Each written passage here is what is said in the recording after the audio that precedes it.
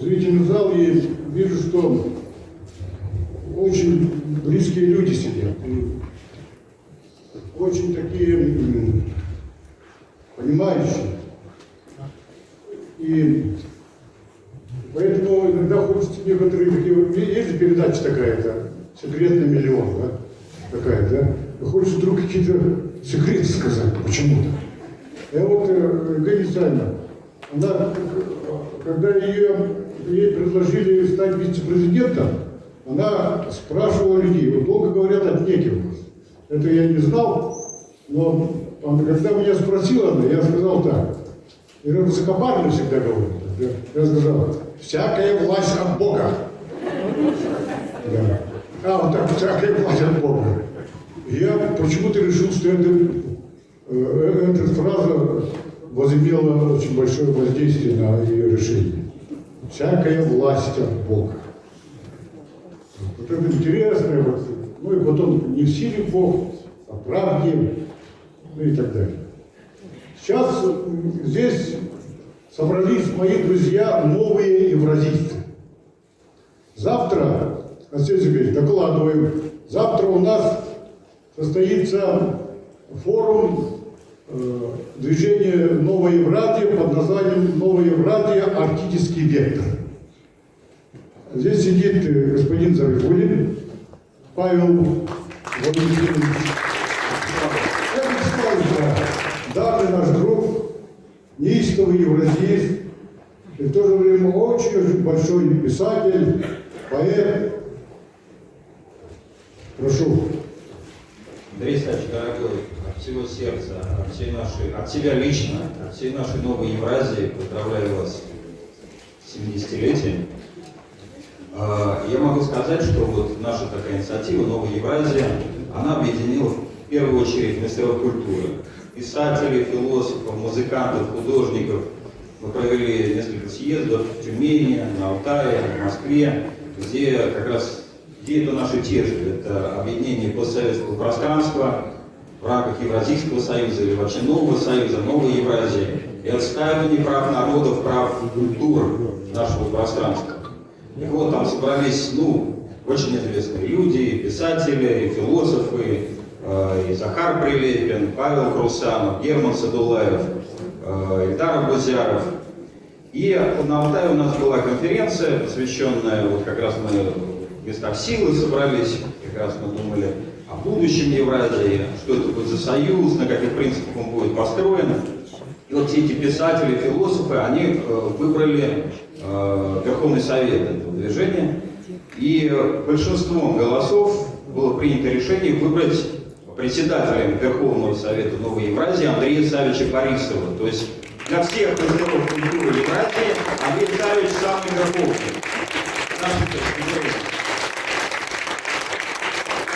Завтра мы, Андрей Савич рассказал, проводим большой форум «Новая Евразия. Арктический вектор», где рассмотрим вопросы евразийства и вопросы геокультурного туризма и сакральной географии, и вопросы транспорта, малой авиации, дирижаблестроения. То есть большой форум, целый день будет в Арктическом институте, мы всех вас приглашаем сюда. А потом мы проведем 4-ю конференцию «Новой Евразии» уже здесь, в Якутске. Здесь приехали тоже целые делегации евразийцев, новых евразийцев. Я хочу тоже их представить, своих друзей. Это наш выдающийся лингвист Дмитрий Петров, ведущий программы Алексей Зерман, тоже вы его часто, наверное, видите, из Беларуси он приехал. И здесь мои коллеги тоже из города Новосибирска, Вадим Зубков, Константин Малышев. Это практически нашего центра Анна Королевская. Он еще представится, но я не могу не указать, как учредитель Новой Евразии, Начина Шалыка, директора Тувинского театра. Новая Евразия обратилась к Борисову. Андрей Савич принял эту как бы, вот такую высокую миссию, но я бы хотел отметить здесь еще вот что. Я где-то последние годы, может быть, последние 10 лет пишу и готовлю книгу по сакральной географии страны Саха. И так получилось, что вот я просматривал эти материалы, я надеюсь, что в следующем году мы все-таки издадим эту книгу. И вот что бы я там ни писал, там, я описываю, например, ночную дорогу из Сунтара в Якутск, как мы едем по такой пепельной трассе. Или я описываю поездку на полюс холода Чисхана, в ледяной дом Чисхана. Или я, может быть, там пишу, как мы собирались в этом страшном и странном скопческом замке Чичор-Муран. И везде у меня между строк, везде так или иначе появляется Андрей Савич Борисов. Я так понял, что это главный герой моих книг. Пишу ли я там рецензию на книгу Николая Лугинова, где Гунны встречается с пророком Лао Цзи, и там между ними Борисов, вот почему-то. И в какой-то момент я понял просто, что действительно вся якутская культура, вот есть такой фильм «Дом, который построил Свифт», а якутская культура — это дом, который построил Андрей Савич Борисов. И я не могу просто не прочитать один текст, который посвящен Андрею Савичу, и несколько строк буквально, чтобы как бы мы зафиксировали, мне кажется, миссию его как в культуре якутской, так и в культуре российской, общеевразийской. Где я задаюсь вот таким сакраментальным вопросом. Так кто он такой, Борисов?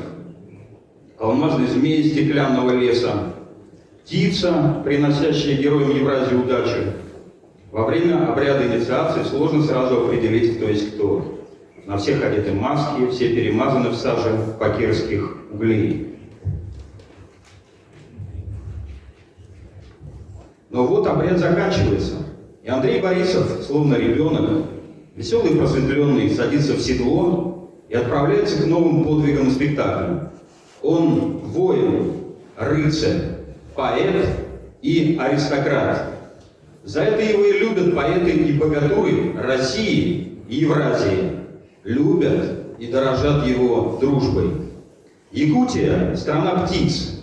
Над нею клокочет на солнечном ветру души орлов.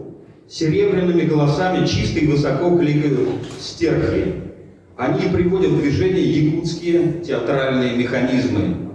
Андрей Борисов летит в субстанции Святого Духа. На птичьем языке эта незримая энергия именуется любовью. Он уже предвкушает появление якутского балета, словно пробует на вкус столетнее французское вино. И мы узрим еще Андрея Савича, министром культуры грядущего Евразийского союза. Он выходит из странного скопческого дома Чичор-Муран в свете луны. Андрей Борисов, словно рыцарь, седлает якутскую кобылицу. Поэт завтрашнего дня, кавалер евразийства, тайон любви, аристократ. Снято. Книгу стиха, которую мы перечитали спустя 100 лет, и свою книжку.